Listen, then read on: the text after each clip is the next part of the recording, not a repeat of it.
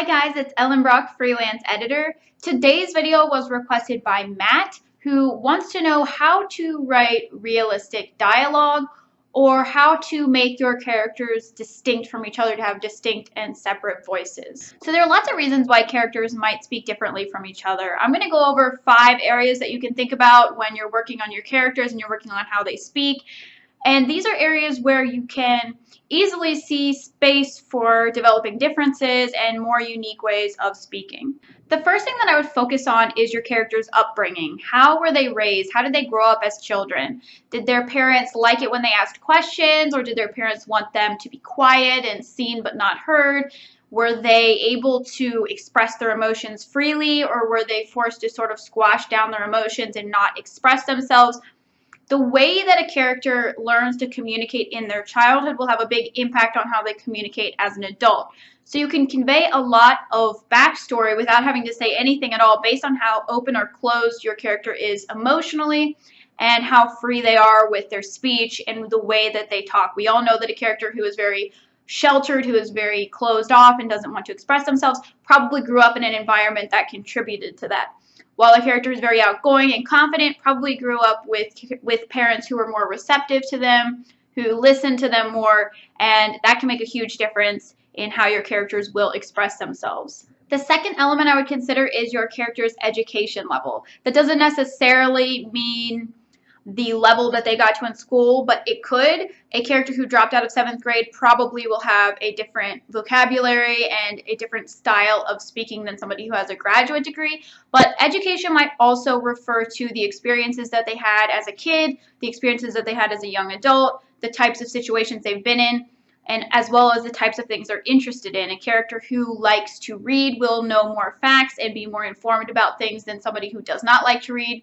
Somebody who slacked off in school and cheated their way through probably isn't going to be as intellectual as somebody who was really devoted. So how your character reacted to education, as well as the type of education and their level of education, will have an impact on how they speak. The third element I would consider is your character's career. What you do for a living has a huge impact on the word choices that you use and the way that you communicate. If you work in a field that requires a lot of communication, you're probably going to be a smoother talker than somebody who experiences a lot of isolation. Somebody who works with all males might speak differently from somebody who works with all females. There will be a difference based on their knowledge that they need to execute their careers, as well as the people that they interact with and the requirements of their job. People also tend to use analogies related to their career.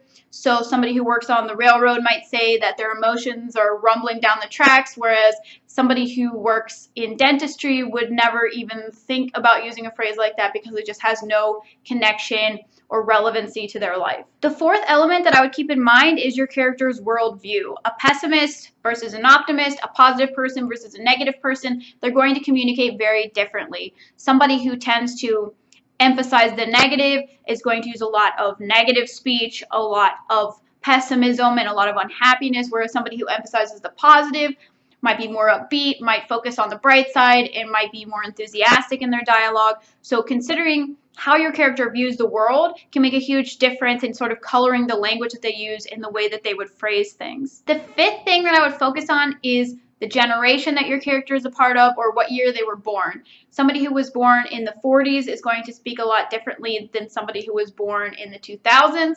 They're also likely to have a different worldview, so you can consider what was going on economically, what was going on politically, what was going on socially, and how did these things affect that character. You can also look up slang from the time period that your character was born to get a better idea of what kind of phrases might still be stuck in their head even though we've moved on. Maybe your character was born in the 40s, but it's now 2016. The character may still hold on to some slang from the 40s or the 50s or the 60s that we would not necessarily view as modern, but it will feel natural and it will help to create more of an authentic sense of who that character is. You also don't want to give modern, like young characters slang that they would never have heard before because it will not feel realistic. So if you're writing a younger character than you are, you might need to look up what's current and what type of slang and what kind of colloquialisms sound natural to today's young people. it might be helpful to create a guide that has a few lines of dialogue or a few paragraphs of dialogue just to get a sense of what your characters sound like,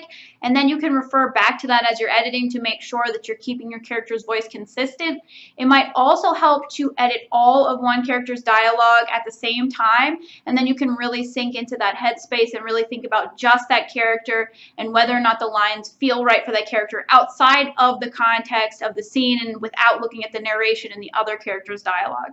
So those are a few tricks that can help you to keep your voice consistent for your characters and to help make them more distinct. So I hope this video helped to give you some better ideas of how to make your characters distinct.